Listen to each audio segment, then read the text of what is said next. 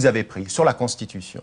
Je dis aux musulmans, effectivement, écoutez, si il advenait que dans un pays, la Constitution nous interdise de pouvoir pratiquer les fondamentaux de notre religion, nous nous battrions pour être respectés. Mais j'ajoute, là, Caroline Fourest s'arrête, comme vous d'ailleurs, et j'ajoute tout de suite après, mais toutes les constitutions européennes respectent ce que les musulmans ont de fondamentaux. Donc on n'a aucun problème avec les constitutions. Premier élément. Deuxième élément, monsieur, vous êtes toujours sur la culture. Vous êtes toujours dans le oui mais. Oui, la Constitution la respecte, mais si c'est pas, allez-y pour votre deuxième élément. Allez-y pour votre deuxième élément, puis on va passer au témoin. Il y a des questions, il n'y a pas de demi-mesure.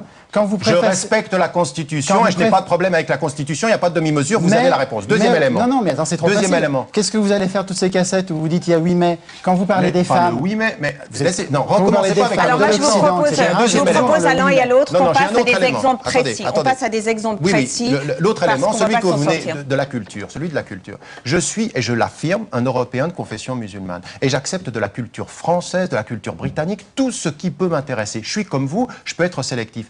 Mais quand j'ai une conscience religieuse, dans la culture qui m'est offerte, j'ai le droit de faire des choix. J'ai le droit, par exemple, de refuser de regarder des films où il y a de la violence ou de la pornographie. C'est mon droit. C'est ça qui s'appelle avoir une sélection dans la culture. Alors, que c'est pour cela deux livres.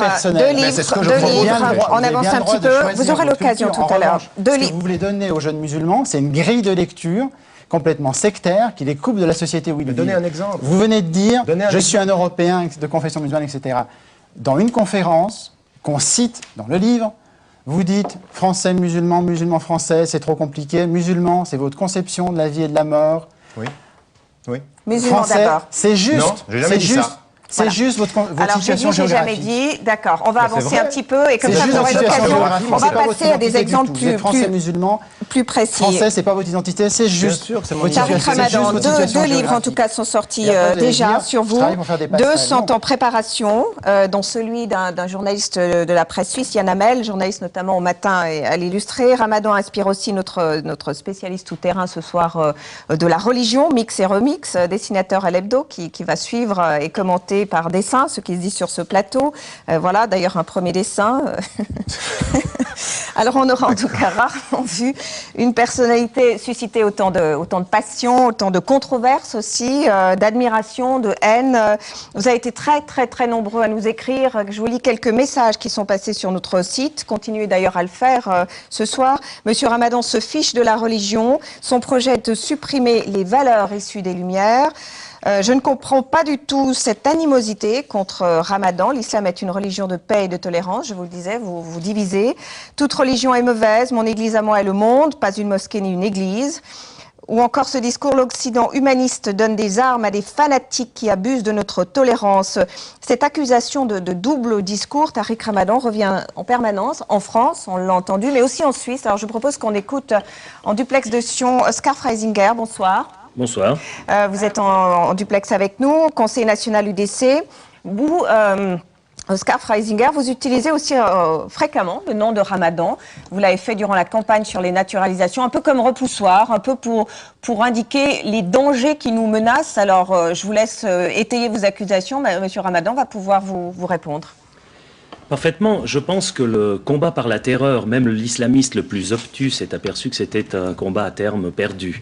Donc, il fallait trouver d'autres stratégies. Les stratégies sont simples, c'est l'infiltration et le positionnement dans les espaces de libre expression. Où se trouvent-elles? Eh bien, évidemment, ces espaces se trouvent en Occident. Le but, c'est de pénétrer les instances démocratiques, c'est de devenir acteur de plein droit dans cette société civile, de miner, de contrôler, de dominer cette société. L'islamisme, en ce sens, à mon avis, et c'est là où on doit se veiller, de ne pas laisser les choses avancer trop loin, c'est la déclaration de guerre à l'Occident, c'est très clair. Maintenant, le rôle de M. Tariq Ramadan, moi je pense qu'il est une sorte de maillon intermédiaire. Il essaye de légitimer l'international islamiste par le discours intellectuel. C'est une sorte de rabatteur, de directeur des consciences qui soigne les formes pour mieux faire passer son contenu. Et il les soigne bien, ces formes. Mais le contenu reste toujours le même. C'est un contenu qui est fondamentaliste. Alors il lisse les aspérités, il modernise le discours. Il a une énorme influence dans les banlieues, une énorme influence aussi sur les cols blancs, mais ça reste toujours le même fond de discours. Alors, pour rassurer les citoyens suisses, dont je suis, et pour bien prouver combien il s'adapte à notre état de droit, Oscar Freisinger, dont il est aussi. Il a le passeport suisse. J'aimerais revenir, puisqu'il se dit universaliste, à lui poser une question essentielle pour moi. concernant cette fameuse lapidation des femmes, j'aimerais bien savoir en son âme et conscience, sa conscience individuelle, en tant qu'universaliste, j'aimerais bien pour nous rassurer qu'il dise ici sans équivoque qu'il condamne cet acte barbare. Et alors, ce serait déjà un bon pas dans la bonne direction. Mais j'aimerais pas qu'il commence à faire un discours formaliste, à dire il faut faire un moratoire, il faut ouvrir un débat, discuter sur la grandeur des cailloux qu'on va jeter sur les femmes. C'est pas ça que j'aimerais. C'est une condamnation sans équivoque de cet acte barbare. D'accord. Alors on va laisser Tariq Ramadan vous répondre. Écoutez, la condamnation de la lapidation, je l'ai faite par rapport à l'Arabie Saoudite, par rapport au Nigeria. J'ai pris des positions extrêmement claires là-dessus. Ma position de condamnation là-dessus, je n'ai pas à revenir là-dessus, à me justifier en face d'un concitoyen qui, pour m'offrir ou m'octroyer le droit d'être citoyen comme lui, veut que je me justifie par rapport à un certain nombre de choses. J'aimerais dire une chose, c'est que, bien sûr, j'ai mis en évidence le fait du moratoire pour le monde musulman.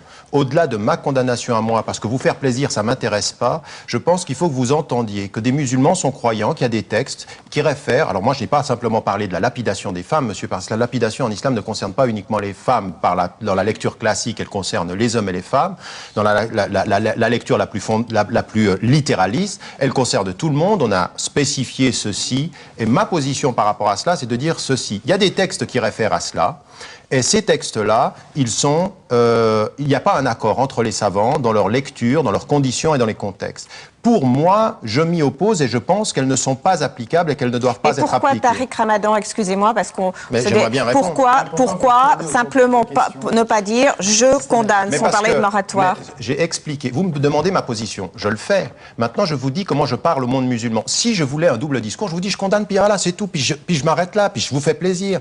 Mon but n'est pas là. Je parle aux musulmans et je vais dans le monde musulman. Dans le monde musulman, on se réfère au texte. J'aimerais amener le monde musulman, non pas simplement à vous suivre parce qu'il y a une hypocrisie en Occident. On tombe à bras raccourcis sur le Nigeria. Est-ce qu'il n'y a pas des valeurs universelles ou dans le fond? Laissez-moi finir. On tombe à bras raccourcis sur le Nigeria, mais on ne dit rien sur l'Arabie Saoudite avec laquelle on a des relations. Ma position est de dire au monde musulman, il y a des textes, mais les savants ne sont pas d'accord. Pour l'instant, ce qu'il faut qu'on fasse immédiatement, c'est qu'on arrête tous les châtiments corporels et la peine de mort dans le monde musulman, moratoire, pour qu'il y ait une discussion interne. Parce que je sais que dans cette discussion interne, il n'y aura pas de consensus et on peut aller vers la cessation.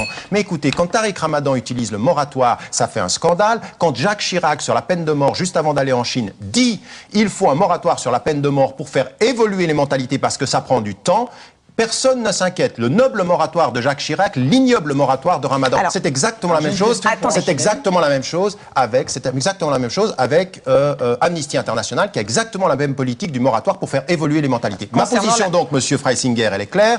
Et en même temps, j'explique pourquoi je parle de moratoire. Mais j'aimerais vous dire une chose, monsieur. La façon dont vous parlez, parce qu'encore une fois, vous utilisez l'islamisme comme monsieur Lionel Favreau le fait, comme un épouvantail pour faire peur. Vous avez de la peine à admettre qu'on puisse être un citoyen suisse de confession musulmane, s'engager comme citoyen, c'est ce que je demande, et vous ne m'avez toujours pas prouvé, ni vous, ni d'ailleurs monsieur Favreau, en quoi j'étais islamiste.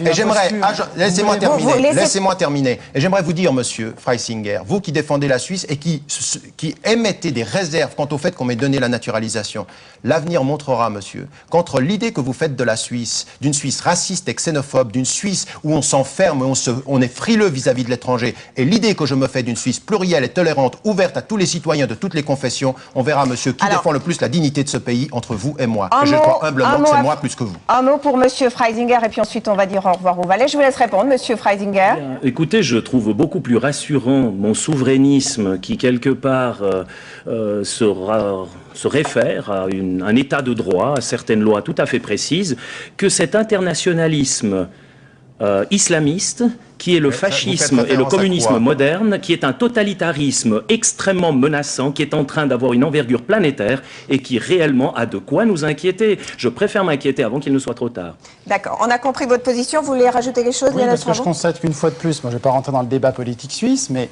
je constate une fois de plus qu'il y a une question claire sur la lapidation, vous tournez autour du pot, que dans certains de vos livres... Où est-ce que j'ai tourné autour du pot, cher monsieur? Vous dites c'est une référence à respecter, et vous dites... J'ai pas dit cela. Si, dans vos livres, vous le dites. Et ce soir, attendez, on n'a pas fait un travail de bibliothécaire ce soir. Mais écoutez, je l'ai condamné dans tous mes ouvrages, je l'ai condamné dans l'ouvrage qui est ici, ce que je crois. Arrêtez de dire n'importe quoi, je connais votre système qui est de dire ça à la télévision et d'aller dire autre chose dans les banlieues. Où est-ce que je l'ai dit? Donc, Mais c'est vous le double discours. Vous n'étayez jamais vos preuves.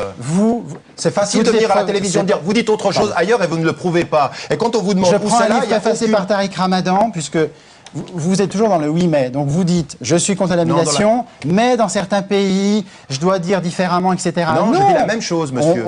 Je dis la même chose. On doit dire non partout. Je dis le moratoire. Je dis le moratoire au Nigeria. Je dis le moratoire partout. Je dis la même chose. Un moratoire en France aussi. Vous pensez qu'il y a des jeunes des banlieues qui ont envie de lapider des femmes? Vous n'êtes pas sérieux dans votre façon de faire. Alors j'aimerais donner la parole. Allez-y, allez-y.